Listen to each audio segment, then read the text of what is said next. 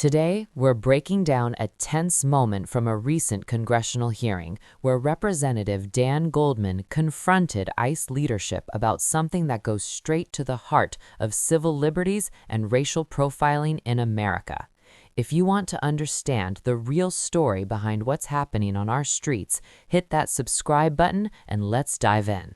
As a gentleman from New York, Mr. Goldman, 5 minutes of questions. Thank you, Mr. Chairman. Mr. Lyons, what guidance have you given to your agents about asking people walking on the streets of America to show proof of citizenship? Sir, as I stated earlier, the men and women of ICE, deportation officers, special agents, we conduct targeted intelligence-driven operation. We don't walk around on the streets asking people about their American citizenship. Really? So all of those individual American citizens who have been randomly asked are lying. Is that what you're saying? Sir, if the men and women of ICE are conducting an investigation, whether it be for Title 8 immigration enforcement or Title 18 criminal enforcement, they'll ask someone their nationality. Right, but that's not targeted because they're asking all sorts of American citizens, including off-duty law enforcement. Now, have you directed at any point your agents under the Supreme Court's racial profiling ruling to only stop non-white people and those who look like immigrants to ask for their citizenship papers? No, sir, I haven't.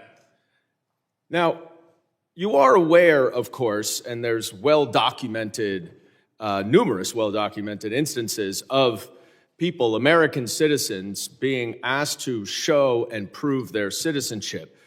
Do you know what other regimes in the 20th century required similar proof of citizenship? Yes, sir. What?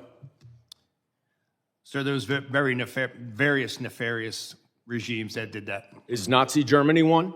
Yes, but Is the Soviet Union one? I honestly, Sir, I'm asking the questions. Is the Soviet Union one? Yes, sir, but I totally, this is the wrong type of questioning. I'll tell you what the wrong type of actually, thing sir, is. Sir, is it's my Holocaust time. Museum Reclaiming my time, sir. If you want to go see Reclaiming my Nazism, time, that's what Mr. it is. Chairman. It's not the men and women of ICE that are out there doing it every day. So to say that the men and women of ICE are Mr. Chairman, I'm reclaiming my time. I would like my wrong. time back, please. Please give me another 15 seconds because he was unnecessarily speaking. You said in your opening statement that references to ICE as the Gestapo or the secret police encourages threats against ICE agents. 100%. The problem is you have it backwards, sir. People are simply making valid observations about your tactics, which are un-American and outright fascist. So I have a simple suggestion. If you don't want to be called a fascist regime or secret police, then stop acting like one. But people are simply just observing what they are seeing. And that's why people are making those comments. Now, I was a prosecutor for 10 years, prosecuted mob bosses, organized crime, violent criminals, the actual worst of the worst. Not a single criminal law enforcement agent that I worked with wore a mask to conceal their identity. But your department, which is a civil law enforcement agency, is defending the use of masks by your agents because of a so-called rise in threats and assaults against your officer. Now, you said in your opening testimony that assaults against ICE officers are up by more than 1,400%, which is now even more than the 1,300% that your gaslighting spokesperson, Tricia from Ohio, has recently been citing. But here's the problem. There are two separate, very detailed, very thorough investigative reports based on your own data that both conclude that assaults against ICE officers are up about 25%, which is far less, of course, than you assert and far less than you would expect from an agency that has more than doubled its hiring and has an even greater increase in arrests. Now, why is that a problem, Mr. Lyons? It's a problem because the explanation that your agents are wearing masks because of fear of assaults or doxing is outright bogus. You and your untrained, unqualified, unvetted, unidentified agents are intentionally terrorizing our cities and communities all over this country to avoid accountability for their excessive force and their lawless actions. That is why you're wearing masks, so no one can hold you accountable. And you know that the FBI is not going to, because notwithstanding all of the investigations all of you say are going on, the Department of Justice and the FBI has stated they are not investigating those two murders.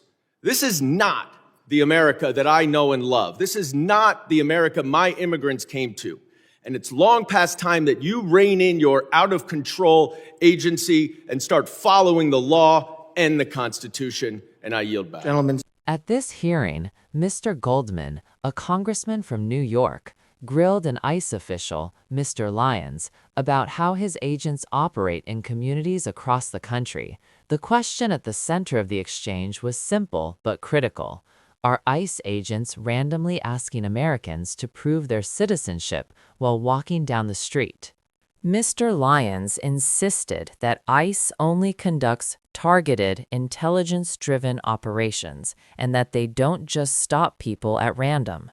But Goldman pressed further, highlighting numerous accounts of American citizens being asked to show proof of their status.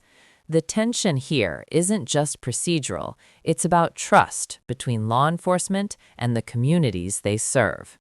Then came the most striking part.